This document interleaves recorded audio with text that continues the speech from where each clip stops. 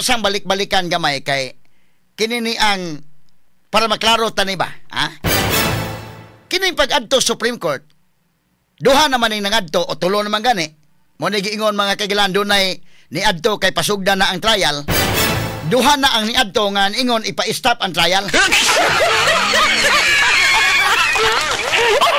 Og ako example ninyo mga sukin tigpaminaw para masabtan sa tanan. Kini si Sarah baksidor og sa boxing pa ni dili kini magpaalkansi nga boksidor. Mao ni boxer mga higala nga mao po itong ganahan ni Storunan aw taba na nga way laay ba ha?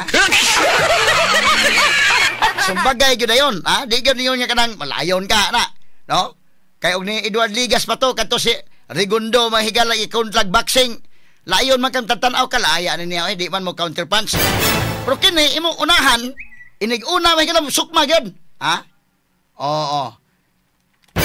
Kay tanawa ha. Mingon sila tong uban. O, ingon Sara, ready na sa impeachment. Ngano iya mang gipa-stop dito Supreme Court. Iya mang katungod, mahigala, mahimang ready ka. Kanay mong battery of lawyers ka na diha, ready na, pero makakita na mahigalag opportunity nga, angay objekan, angay adtuon, o angay imong i-question na nimo. Kaya bisag ikaw may lawyer, gikuha mahigalang Sara niya, ipasagdan na nimo, mura kag, lain ba, no? So, na may opportunity, number one, dili man siya mo inig-unag adtog Supreme Court. Kining iya bawas na ning iya mga higalaw sa boxing palagi pag gisukmag nimo Sara raw na igo sa kini ni ang tiyan yan na oh igos tiyan ni bawas po sa pirkat na igo hinung ka sa papangin.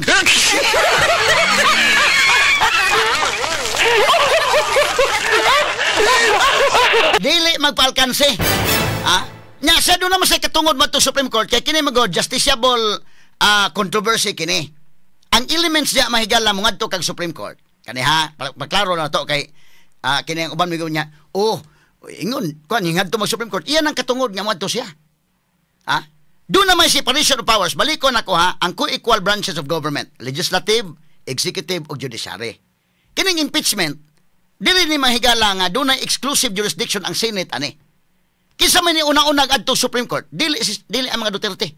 Ang niadto Supreme Court katos Attorney Catalino Hinirilio nga kanhi counsel sa PCGG kanato kay iyang gi-question ang pulong forthwith nganong di man mosugod ang Senate nga namay giingon sa Article 11 Section 3 Paragraph 4 nga shall forthwith proceed sa trial. Akong i-simplify ha sa laktod doon nga pagkaistorya ani aron mas simplify na to kining pag-adto Supreme Court mahigala ni ining maong abogado. Unya, may kuha na ganing Supreme Court ilan na ganing orderan ang Senate nga 10 days, within 10 days, tubag mo, pa-comment ba ana. Kinig imong tanaw na, ang issue, akong i-simplify ang issue, but pasabot na gina ni, ang Supreme Court mo ilang pa-define nun, unsay pasabot sa forthwith. Mauro gina. Straight to the point. Mauro gina. Ako nang isuwat kong kulom karon sa The Freeman, pero respect ko, akong gi-emphasize nga, respect sa Supreme Court, unsay iyang desisyon. Ano man? Pwede man mo ingon Supreme Court, okay, ang meaning sa forthwith kani, mo ni meaning.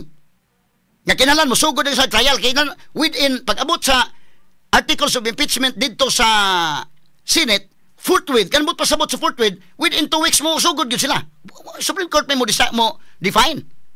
Kaya timan sa hearing mga higala ni Irap Estrada, itong 2000, pagsaka sa articles of impeachment, wa man mag-convene ang Senate dayon pagkaugma. After 1 week, wa man. After 2 weeks pa man. Wala lang tumusikat ang word nga forthwith because dili mahuman ang Congress at that time kay wa may eleksyon. Kini mo kung kasara, unique mo kay maputol mo sa eleksyon. Nya doon na may legal question, another legal question unya. Kung mahuman ang 19th Congress, kung makapadayon pa ba sa 20th Congress, dako man ang question mark. Dako man challenge sa may gala, legal challenge man na. Straight to the point. Unique kining impeachment ni Sara. Kabantay mo, 1987 Constitution gud ni. Kaning 1987 Constitution pasabot nga kanang word nga forthwith na anaan 1987 pa. Ngano wa man na mo sikat ngadtong 2000 nga impeachment man ni Irap. Wa man ta kadungog day sikat bagutong forthwith wa gyud. Ngadtong 2012 impeachment ni late Chief Justice Corona. Ngano wa man ta kadungog anang forthwith nga sikat ng pulunga. Because wala may election god. So karon gustong ipugos nila nga mag-impeachment na taron kay magkuyawan sila nga mo mahuman ang 19th Congress. Mas dako mang legal question kung makapadayon pa ba ang 28th Congress. Straight to the point. Mas dako na nga legal question kay kinahanglan mahuman man. Ha? Ang tanan nga naman sa Senate rules mga sukintig paminaw. Mao lagi na ako example ninyo. Ako example ninyo na makuan ako ray naka ako nang gitiban timan-an kay nagsunod man ko ning divorce mahigalang issue tungod sa naman tay kuan sa church gudad.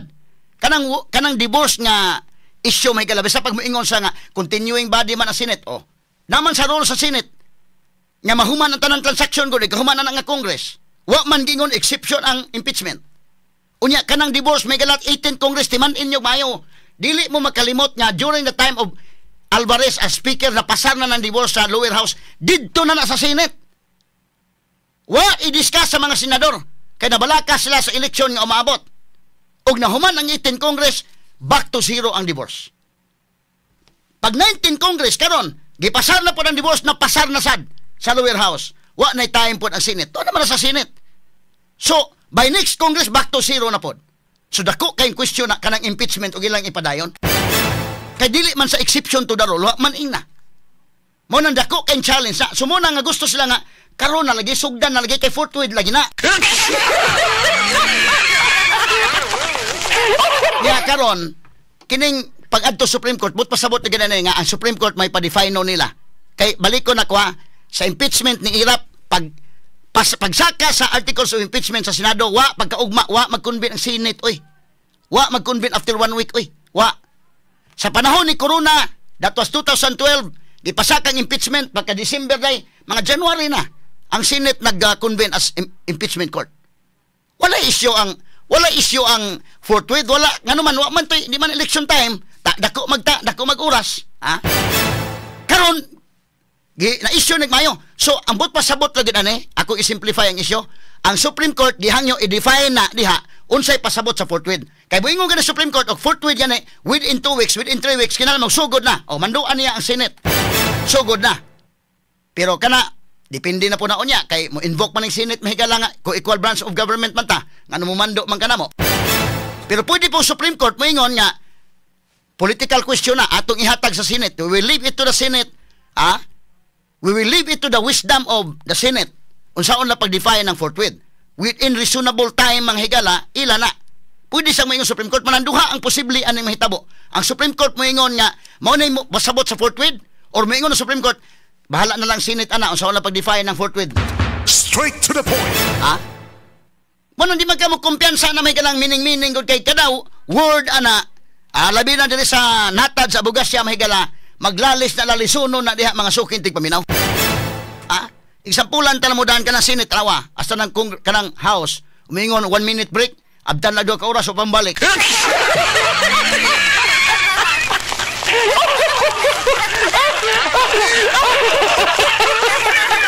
So karon niadto mga higala ang abogado sa Attorney Catalino Hinirilio PCGJ kanadto na Supreme Court yang gi-question na.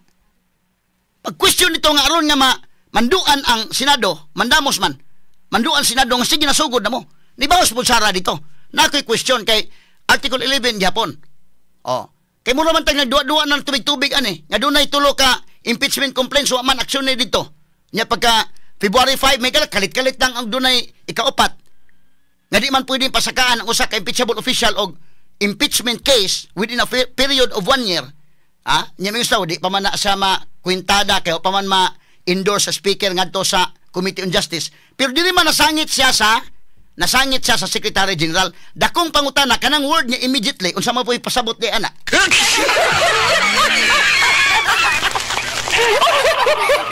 Kay dito man na sa Secretary General, December 2 pa man na ang unang impeachment case gipasaka. Ngano wa man na ma-refer ngadto sa Speaker of the House nga kanang Secretary General og ang opisina ni Martin Romualdez may gala silingan naman sila, tapad naman sa opisina. Ang giingon mahigala sa rules mga kaigalaan nga akong basahon ng rules giingon man diri nga ang impeachment dunay impeachment shall be filed within the office of the Secretary General and immediately referred to the Speaker. Sa man ng immediately? Pila man sa kaadlaw ng immediately nganong abdan magduha ka buwan wa pa man lagin ama refer ito sa Speaker.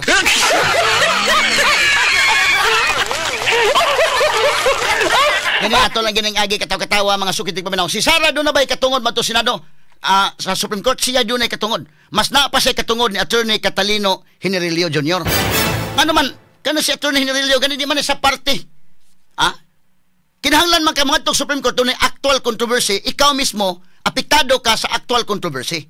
Di man ang Supreme Court mohatag og desisyon og imo lang pangayo ang opinion nga way actual case.